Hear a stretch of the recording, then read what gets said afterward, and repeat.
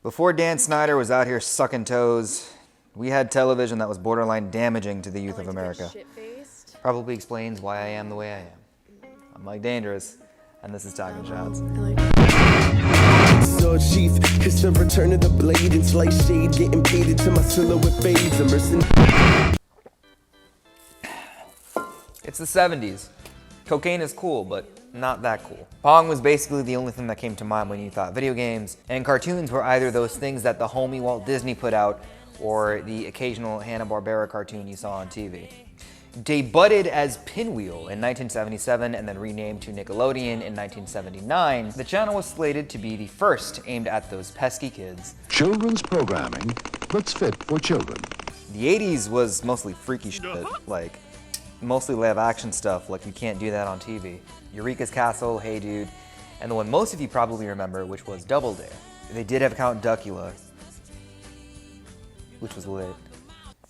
You know, Count Duckula. They also had the Inspector Gadget cartoon, which is funny because I remember that mostly from the Matthew Broderick movie from the 90s, which goes to show you that I was born well after that cartoon came out. I can drink, but I'm still charged higher car insurance premiums because I'm under 25. Now, what you came here for was that good 90s Nickelodeon, that vulgar shit, back when the network made more than one cartoon. Cartoons that weren't on life support. Cartoons that weren't grasping onto that sweet meme legacy. Fun fact, I recently learned that Nickelodeons were those 5-cent movies that you could see in the early 19th century, which makes that joke in Titanic make a lot more sense now. I saw that in a Nickelodeon once. It is 20th century, it's not 19th century. I can't do math. The 90s were definitely a paradigm shift for Nickelodeon. They basically saw what worked in the 80s with their live action shows. Kids loved seeing themselves on TV, so that wasn't going anywhere. One remnant of 80s thinking was the importing and translating of foreign shows. Nickelodeon actually aired some anime back in the 80s, but the biggest and most memorable imported show you might know better is Power Rangers. Go, go, Power Rangers! Go, go, Power Rangers! This intro has no business slapping as hard as it does. As much as an anomaly as Power Rangers may look like now, it made a lot of sense at the time. Why produce a whole show when you could just make half a show? There was that one time they met the Ninja Turtles though. That was lit. But what really made Nickelodeon in the 90s were the original cartoon shows and what the live action shows would become. Nick experimented a lot in the 90s. There's a lot of shows you probably remember fondly that were canceled early on. Chalk Zone, Invader Zim, My Life as a Teenage Robot, Pell Switch, which was the first time a disabled person was featured on television. Pellswick, I'm illiterate. And that's not even what I wrote anyway. Pellswick, which was the first time Pellswick, which was the first time a disabled person was the lead in an animated series. Yakety Yak, and so many more were canceled not long after they first aired. I mean, some of them would kind of deserve it. You guys remember? I mean, do you guys remember Animorphs? Fuck you. I can speedrun that game on Game Boy Advance. Like, I say Animorphs and have to specify the TV and not the meme. Like. Wait a second, Jake. That looks good. Rach, that's disgusting. I can't help it. I'm a lizard. I love flies. You're also Rachel.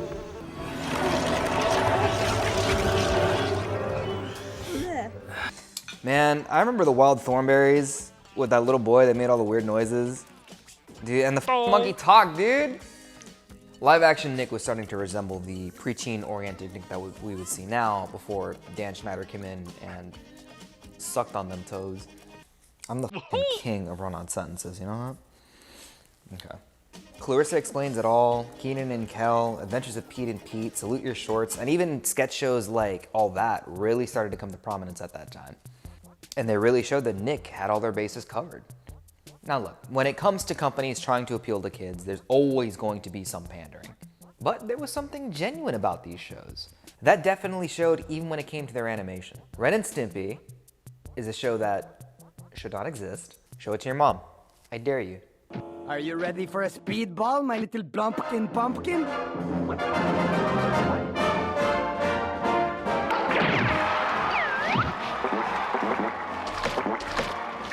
And they took that show off the air because it was too out of hand for them kids. They brought it back for Spike in 2003, but like no one liked it, so rip.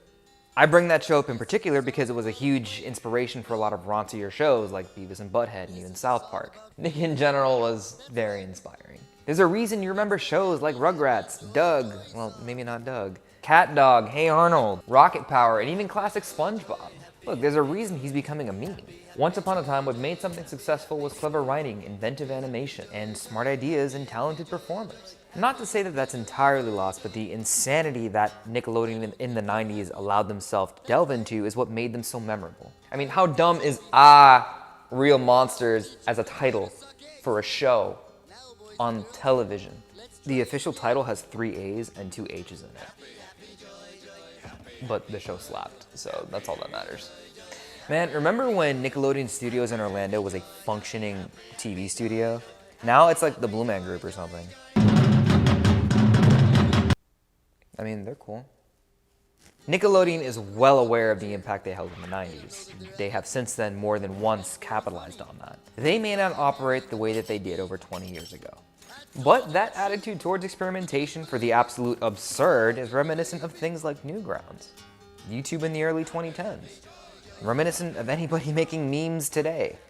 I think I can say pretty confidently that Nickelodeon is a huge part of culture because of the brave risk that they took when we were kids. To the point where Nickelodeon's borrowing from our memes just to stay relevant. If there's any silver lining to any of this, I think that's it. Also, Nick and Night was lit. So what do you guys think? What are some of your favorite Nickelodeon shows from when you grew up? Was this whole video just inspired too heavily by nostalgia? Am I just full of let me know what you think in the comments down below. You're all gonna comment how big my nose is anyway. So with that, don't forget to like, comment, favorite, and subscribe. I'm your boy Mike Dangerous, and I'm gonna go cry now.